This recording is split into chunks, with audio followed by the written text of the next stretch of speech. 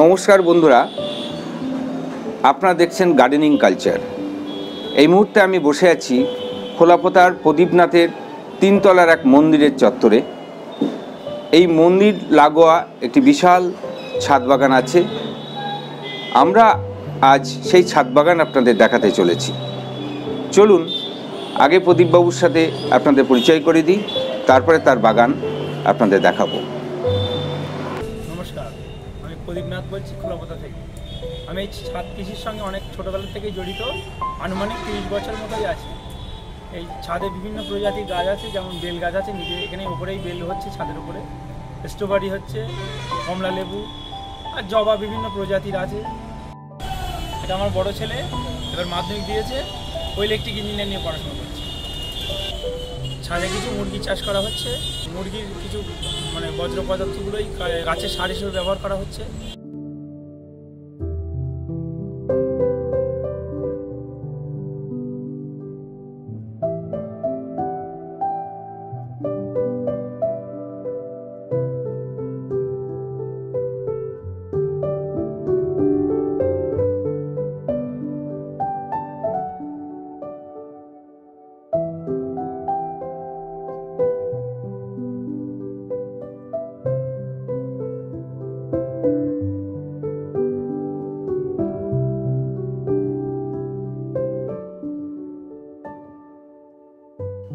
দর্শক বন্ধুরা, প্রদীপবাবুর বাগানের ভিডিও করতে এসে আমার যে অভিজ্ঞতা হলো তা আপনাদের সাথে ভাগ করে নিতে চাই।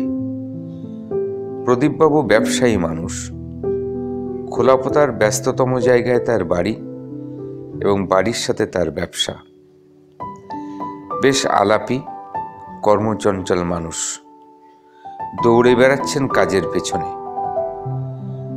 কাজ বলতে শুধু ব্যবসা নয়, কাজে অনেক বৈচিত্র্য আছে।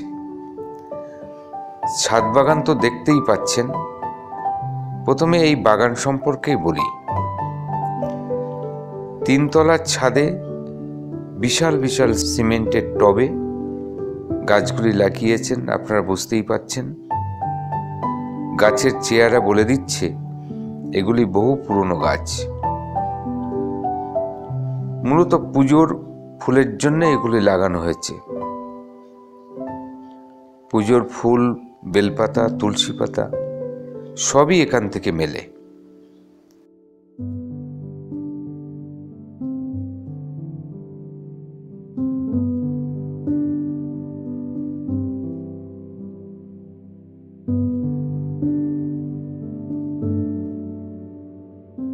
প্রদীপবাবু তিনতলার ছাদে বেশ বড় একটি মন্দির তৈরি করেছেন।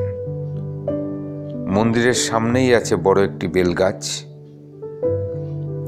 এই গাছে বেলও হয়। প্রদীপবাবুর ছাদে একটি 4টি স্তর বিশিষ্ট ধুতরা ফুল দেখা গেল, যা সচরাচর দেখা যায় না। এছাড়া আছে লেবু গাছ, শিম গাছ ইত্যাদি।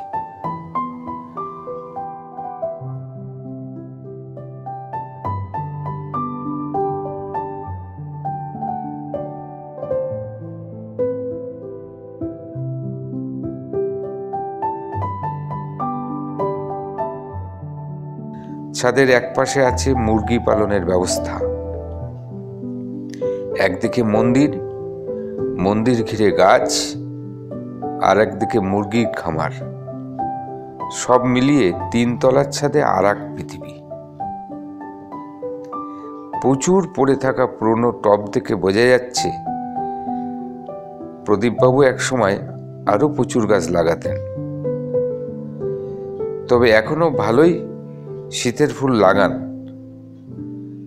তারও আয়োজন চলছে। আশা করছি তারও ভিডিও আমরা আপনাদের দেখাতে পারব।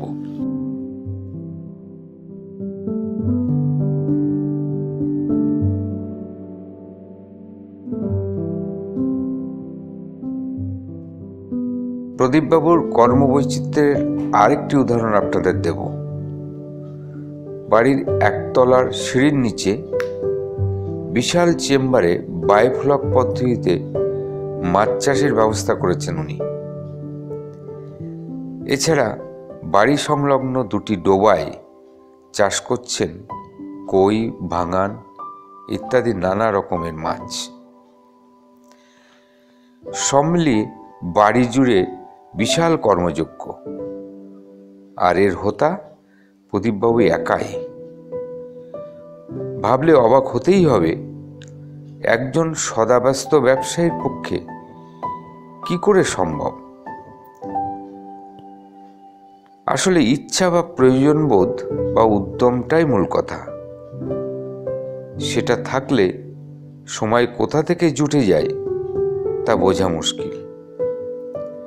এইসব কর্মোদ্যোগী মানুষরা সময়ের অজুহাত দেখান না। তাদের জীবনে শুধু কাজ আর কাজ। আনন্দের সাথে তারা কাজ করেন, কাজ করে তারা আনন্দ পান।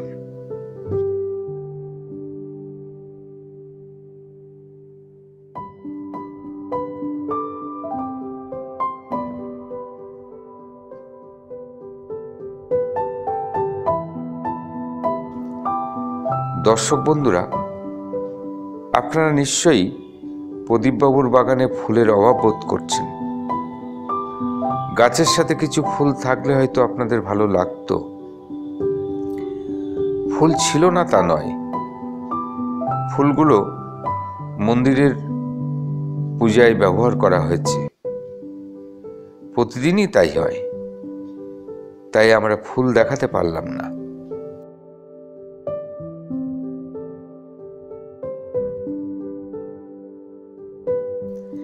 তবুও এই বাগানটিকে দর্শকদের সামনে তুলে ধরলাম একটি আশা নিয়ে, যে যারা সময়ের অভাব বোধ করে ফুল গাছ চর্চায়, যারা তবুও এই বাগানটি দর্শকদের সামনে তুলে ধরলাম একটা আশা নিয়ে, যে যারা সময়ের অভাব বোধ করে ফুল গাছ চর্চার উদ্যম হারিয়ে ফেলেন, তারা একটু হলেও শক্তি পাবেন। আমরা চাই এভাবে সবাই উদ্যোগী হয়ে গাছ লাগান এবং পরিবেশকে ও নিজেকে সুন্দর করুন। আপনারা আমাদের চ্যানেল সাবস্ক্রাইব করুন, আমাদের সাথে থাকুন। সবাই ভালো থাকুন, সুস্থ থাকুন। ধন্যবাদ।